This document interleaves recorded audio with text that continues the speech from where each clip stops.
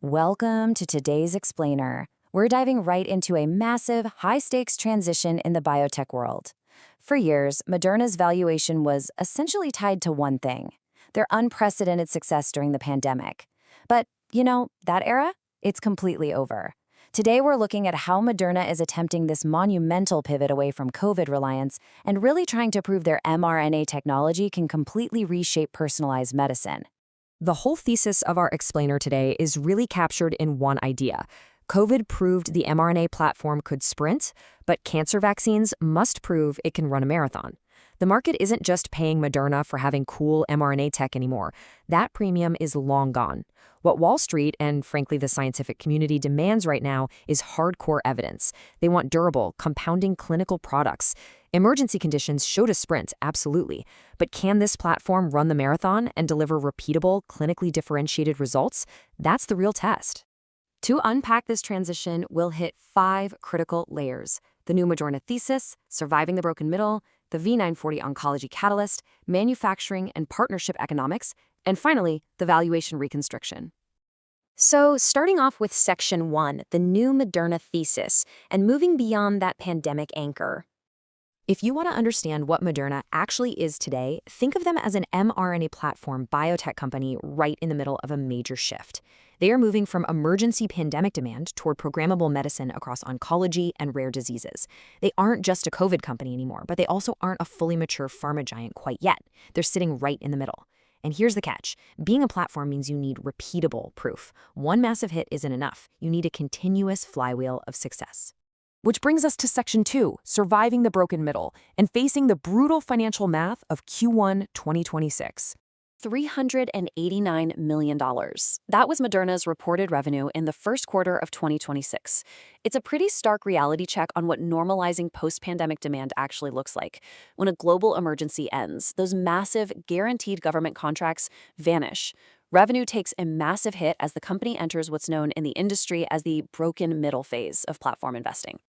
But now, contrast that revenue with their net loss for the exact same quarter: negative $1.3 billion. Just let that sink in for a second. You've got revenue falling off a cliff, but you're still carrying the immense, unyielding costs of running a massive clinical pipeline. Research and development doesn't magically get cheaper just because your previous blockbuster drug isn't selling like it used to. So, how on earth do they survive this broken middle? It all comes down to their runway. $7.5 billion in cash equivalents, and investments as of March 31st, 2026. This is, without a doubt, their most critical strategic asset right now. It dictates exactly how much time they have to make this pivot work before the market forces them to heavily discount their entire platform. To sum it up, Moderna is navigating a truly brutal reality. They're battling declining baseline COVID revenue, sky-high R&D expenses, and they're having to rationalize manufacturing capacity that was originally built for a global pandemic. All of this translates to growing operating losses, right as investor patience is wearing incredibly thin. The market wants non-COVID proof, and they want it yesterday. It is literally a race against the clock. So how do they win that race? Let's get into Section 3. The V940 oncology catalyst, the ultimate test for platform compounding. The science that could actually rescue their valuation is absolutely fascinating. We're talking about V940, or mRNA 4157. It's an individualized neoantigen therapy, a personalized cancer vaccine. Basically, it encodes up to 34 neoantigens based exactly on the unique mutation signature of a single patient's tumor. This right here is the purest expression of programmable mRNA technology. It's not some generic one-size-fits-all shot. It is a highly bespoke genetic instruction manual designed specifically for your immune system. And the whole process brilliantly illustrates their core business logic. First, you sequence the patient's tumor.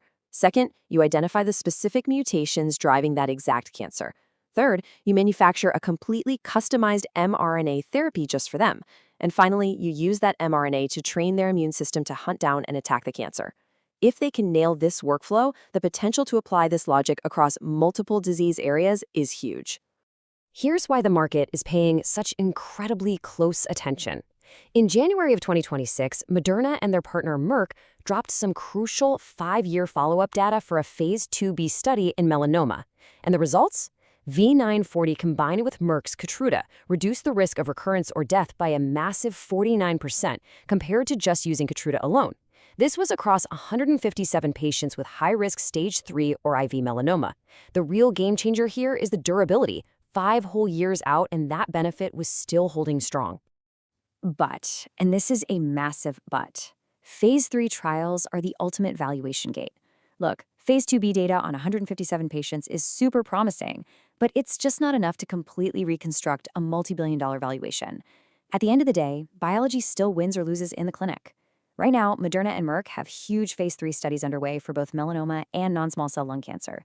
Until those results cross the finish line, the platform's ultimate success is still just a probability, not a certainty. Now for Section 4, Manufacturing and Partnership Economics, because executing the personalized medicine vision is just as critical as the science. Because let's be real, brilliant science in a lab doesn't mean much if you can't actually scale it. Think about the logistical marathon required here. Mass-producing millions of vials of a respiratory vaccine is a completely different universe than personalized oncology. For this to work, manufacturing has to be incredibly timely. Cancer patients obviously can't wait months for custom therapy. It has to be highly reliable at scale, doing individual sequencing and custom design for every single patient. Throw in some incredibly complex pricing and reimbursement paths, and you're looking at a serious operational mountain to climb. And that is exactly why Moderna didn't try to climb this mountain alone. Let's look at how the partnership economics break down. Moderna brings the mRNA platform, the manufacturing chops, and the individualized design of V940. Merck, on the other hand, brings deep oncology development experience, the integration with their blockbuster drug Keytruda, and of course, massive commercial reach.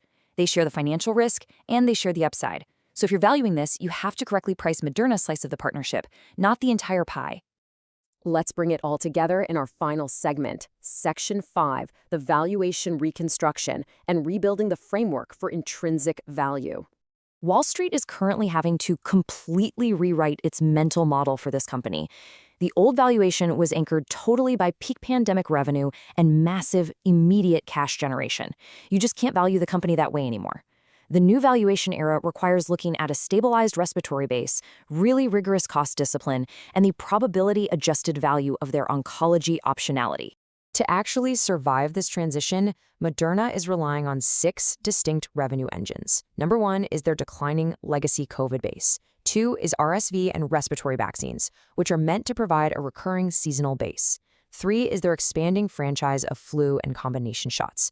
Engine 4 is the massive V940 oncology catalyst with Merck that we just talked about. 5 involves platform licensing to validate and share risk.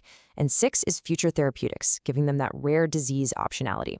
All of these gears really have to turn together. Of course, we have to talk about the macro risks that could totally derail this reconstruction. The biggest one? A phase 3 pivotal trial failure for V940. If that misses the mark, the entire oncology story takes a massive hit. Second is an accelerated cash burn that eats up their strategic flexibility before they even cross the finish line. Third, there's fierce competition from players like BioNTech and Gritstone, who are aggressively chasing similar pathways. And finally, the ongoing uncertainty and seasonality in their baseline respiratory demand.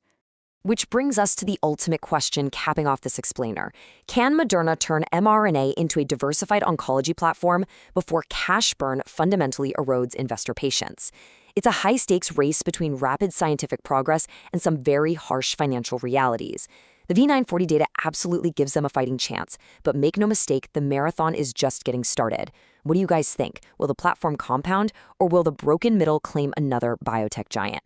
Thanks for joining me on this deep dive, and definitely keep your eyes locked on those phase 3 results.